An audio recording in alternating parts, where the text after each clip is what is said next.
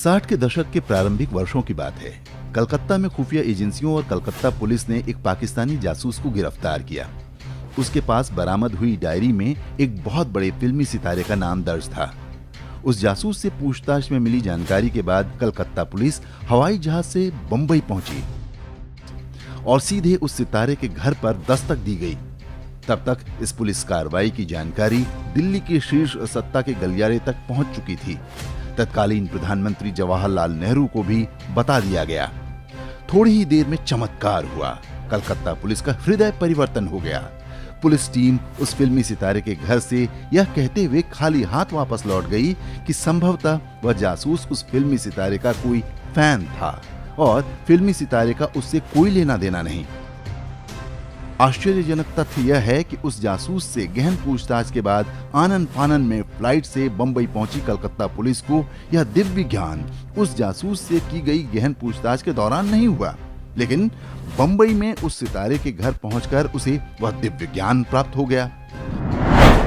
ज्यादा शोर मचा तो जांच के लिए एक सरकारी कमेटी बना दी गई।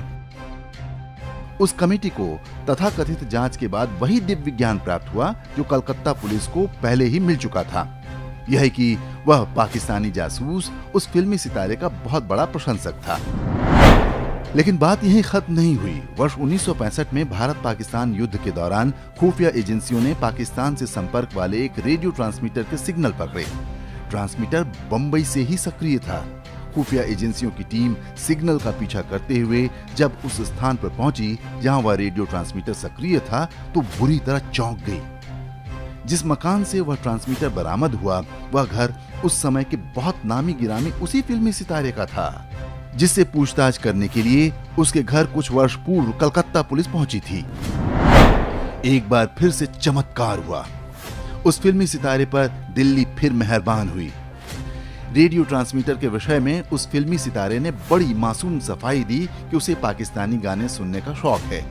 भारत में सामान्य रेडियो पर पाकिस्तानी रेडियो प्रतिबंधित है, इसलिए उसने यह ट्रांसमीटर अपने घर में रखा है।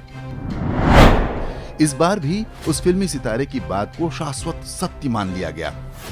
एक जांच कमेटी बनी और उसने भी फिल्मी सितारे के उस वक्तव्य को सत्य घोषित कर दिया।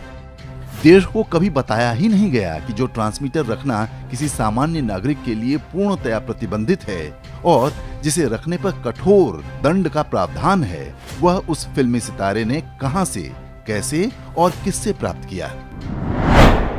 देश की सुरक्षा और गुप्तचर एजेंसियों में जिम्मेदार पद पर कार्यरत किसी व्यक्ति के अतिरिक्त यदि किसी सामान्य नागरिक के पास पाकिस्तानी रेडियो ट्रांसमीटर आज भी बरामद हो जाए तो वह पूरी जिंदगी जेल में सड़ जाएगा। क्या आप जानते हैं कौन था वह फिल्मी सितारा? क्या नाम था उस फिल्मी सितारे का? उस फिल्मी सितारे का नाम था दिलीप कुमार। वही दिलीप कुमार जिसने करगिल युद्ध के समय उसे मिले सर्वोच्च पाकिस्तानी अवार्ड को वापस करने से साफ मना कर दिया था। इसकी चर्चा कहीं किसी मीडिया में आज तक सुनी आपने? जो इक्का दुक्का समाचार आपको काफी प्रयास के बाद मिलेंगे वो इसलिए क्योंकि उनमें दिलीप कुमार की वकालत की गई है। उसे कभी भी प्रश्नों के कटघरे में नहीं खड़ा किया गया। बॉलीवुड के चरणों में लौटते मीडिया और उसकी चाकरी करती सरकारों की कहानी दशकों पुरानी है।